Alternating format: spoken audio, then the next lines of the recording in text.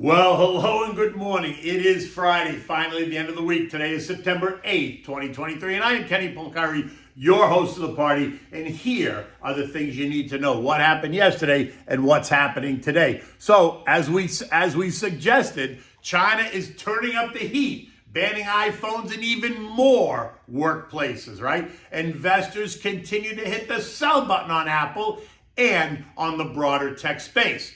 We got two more Fed heads that suggest a pause while leaving the door wide open to a hike. And the United Auto Workers Union is turning up the heat on the automakers. So get ready to pay higher prices for automobiles once this contract finally gets signed, if it gets signed, and that's the question. And what do we have for dinner tonight? We're going to have the Bucatini with peas and leeks. So delicious. Okay, so Apple was the story of the day again yesterday as it lost another $5.35 or nearly 3% to bring the total two-day loss to more than $190 billion of value as some investors remain concerned over the recent iPhone ban. The ban is now rumored to be growing even larger. And what was that I said to you yesterday? I said, just think of what he's going to say next. Suddenly he will ban the use of iPhones in public spaces and then in your home and then who knows where, right? In fact, the news headline yesterday said it like this. They said that, hold on.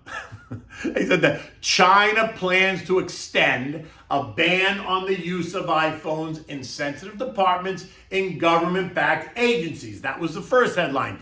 And state companies. That's the second headline. A sign of growing challenges for Apple in its biggest foreign market and global production base. And bingo, there it is. And while Apple is trying to downplay this as being a very small percentage of affected phones when you consider the total size of the iPhone market, the issue here is, when does it stop? Does it stop?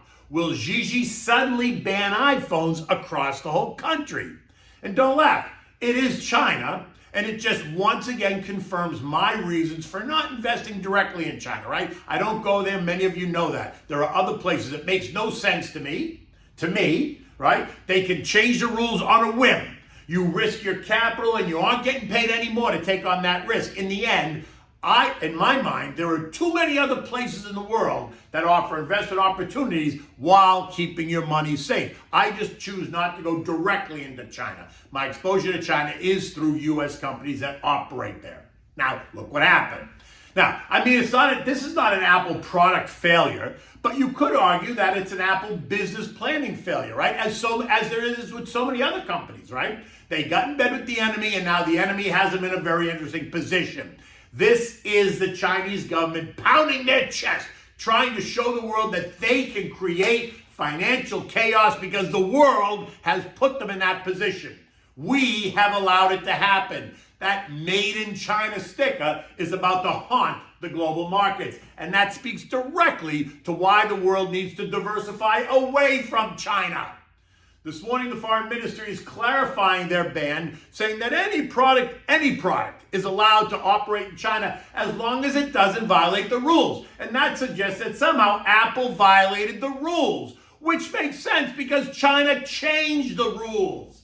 Remember, it is made in China. This is not new. Okay, now the latest Fed commentary. Both Dallas's Lori Logan and New York's Johnny Williams making comments that reflect both sides of the argument. Logan suggesting that a pause in September by no means we have come to the end of the rate hiking cycle, while Johnny said the U.S. monetary policy is in a good place.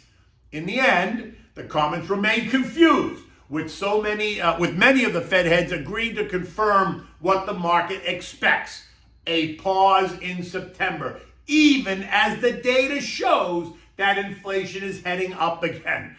Oh boy, I guess it is true. History does repeat itself. By the end of the day yesterday, we saw more losses for tech and for the broader market, although the Dow did end up gaining very small, gained 52 points. The S&P lost 14 points, the Nasdaq got pounded again, losing 124 points. The Russell down 18 points, and the transports gave up 75 points. Apple has now violated its intermediate term trend line at 180.82 as it closed at 177.56, leaving it now in this new trading range of 163.90 to 180.82. I think it's getting closer to that point of backing up the truck, like I said yesterday, so get ready. In addition, the nervousness created in Apple has spread to some of the Apple suppliers, right? Qualcomm lost 7%, Micron down 0.8%, Skyworks down 7%, Cirrus Logic down 4.7%, as well as the broader tech space and other high-profile tech names that have so outperformed this year. One name that comes to mind? NVIDIA. It lost 7.2% in the last 3 days, leaving it up only 216% year to date. But remember what we said. The outperformers are going to be the first ones to get whacked when the anxiety level heats up, which then suggests that money's going to move into more defensive plays, right? Something else that we've been talking about. And a Bank of America study confirms that exposure to high beta names, think the growth names, is well below historical averages, while exposure to defensive sectors, in this case utilities, is up versus the historical averages. According to the study, active hedge funds and those vanilla long-only funds have been moving money into utilities, which are considered the ultra-defensive play in stocks. The XLU gained 1.3% yesterday. Recall, though, that this sector has been the year's underperformer. It has fallen by 12% year to date. We also saw gains in consumer staples up 0.3%. Healthcare was up 0.5%, right? These are two other defensive sectors that have also been underperforming this year. Staples off 4% year to date, while healthcare is down 2.5% year to date, right?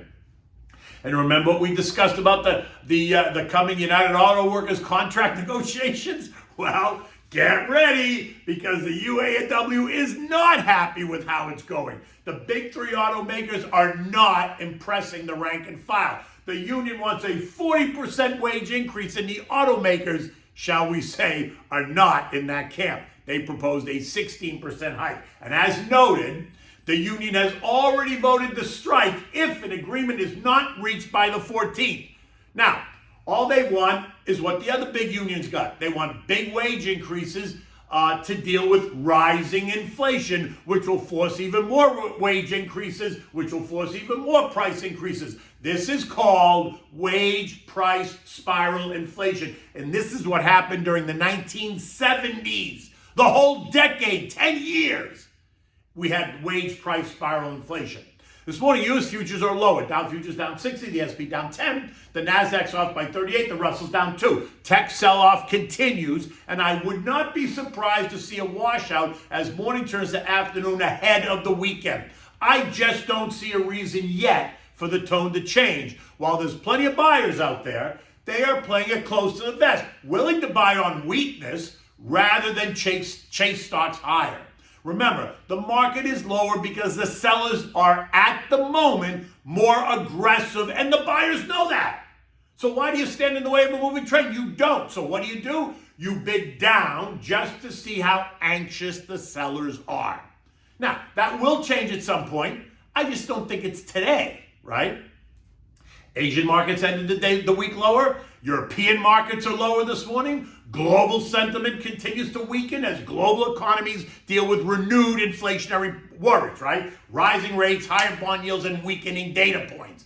The Eurozone economy grew only by 0.1% in the second quarter, below the expected 0.3.